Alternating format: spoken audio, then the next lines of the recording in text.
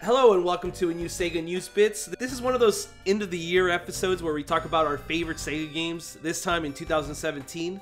Last year we gave it to 7th Dragon, I don't even remember the title, BC... Code VFD. Yeah, because there's a lot of history of SEGA in that game, a lot of JRPG history, and we never thought we were going to get one of the games, and we got the third game, or the final game, which is actually the 5th game, which makes everything so much more complicated, right?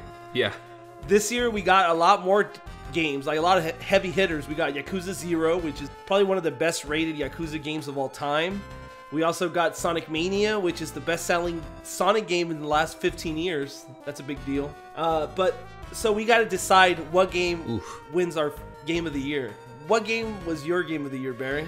You know, it's tricky because Yakuza 0 was really kind of my introductory game to the franchise. I've played the other ones a little bit, but never to the point that I've been playing 0, and I absolutely loved it. Sonic Mania also, I absolutely love that too. I gave it an A+ in my review, and I'm going to have to give my favorite SEGA game of the year to Sonic Mania. Oh my god, I'm surprised. I'm shocked. I kind of saw this coming. But I mean, you know, I gotta give it props because it's a game I never would have thought they would have allowed anyone to make, really, especially after Sonic 4. It just felt like, you know, Iizuka and Sonic Team were stuck on modern Sonic design. That classic Sonic was only for special events like Generations, and then all of a sudden we get a really fun pixelated Sonic game. We've seen Sonic go pixel before. I mean, we had the Sonic Advance games, right? What does this set it apart from all those games? I mean, in your opinion? When I played the demo of it, it was like I felt nothing different from the Genesis games, and I mean that in the nicest way, because, you know, I've been to these SEGA events before, and I'd get my hands on Sonic Boom Rise of Lyric, or I'd get my hands on what is it, Shattered Crystal, Fire and Ice, and even Sonic 4, and every single time it's like, you know, it's like when you approach a car and you look at the outside and you think like, oh, this looks familiar, and then you get behind the wheel and you're like, what the fuck? Like the stick's over here, and the pedals are too far. It's just you have to like teach yourself to play it again. And with Sonic Mania, I didn't have that. I just went right in, and it was like playing a new old Sonic game I've never played before, and I just love that. And the 60 frames per second really sets it apart from the Genesis games. Like, it looks like the Sega Genesis games, and then you get into it and you're like, this feels really smooth. It feels like what the Sega Genesis game should be on console. Like, if they ever bring them back, these should feel this way. Oh, absolutely.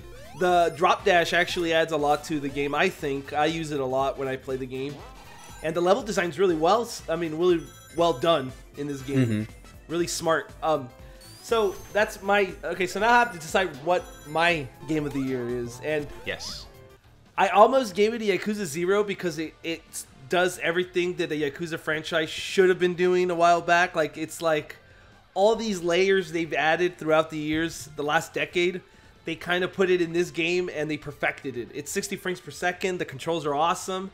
And we even talk about Atlas. We had Persona 5, which is a lot like Yakuza 0, where it's layers and layers of, like, you could put a lot of time into the little mini stuff they add into these games.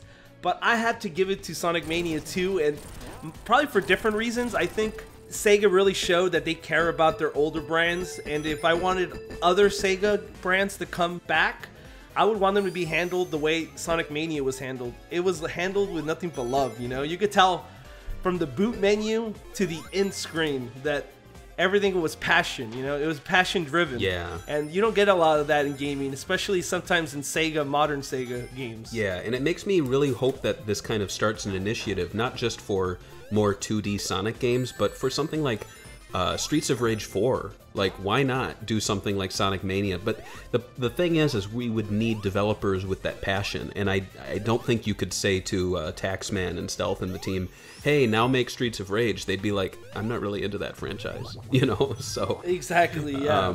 And maybe even just ports that feel this way, because I think there's like, I don't know, there's a lot of cool things in Sonic Mania that they do with the old graphics that would be cool to see with new franchises, and I agree with you. And the other reason I gave it to this game, it's because it's very friendly pick up and play, which I like deep games, But Sega's always been an arcade company, and this is kind of like their DNA. You can pick up a game, drop it whenever you want, play it for 3 minutes and get better at it, and then drop it again, you know? Yeah, for sure. Now, what did you think about the returning stages? Because, you know, when I interact with people and I say this is my favorite game of the year, they go, but there's returning stages. You know, I kind of hated it at first, but then when I started playing like Chemical Plant Zone and you play the second part, they kind of mixed it or remixed it enough and added new gimmicks to the levels to make it feel fresh. Yeah.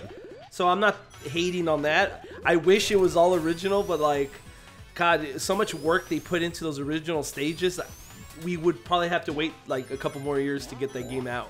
Yeah, and at this point, I wouldn't mind waiting a couple more years for a sequel that's all original stages. Heck, if they did something like Rayman, what is that, Origins, where it's like the animated intro style, like Sonic CD animated intro as an entire game, that would be awesome. Yeah, that would be amazing. I would be all for that. I think Sega, I mean, if they do something like that, I wish they hired more people because they obviously hired new people for this game. Yeah. It wasn't just Taxman, it was a lot of other different people.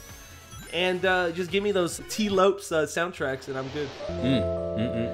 So this is our game of the year. What was your game of the year from Sega or even Atlas? Let us know in the comments below and tell us why it's your game of the year. I just don't want to hear a name. I want to hear why. Give us reasons.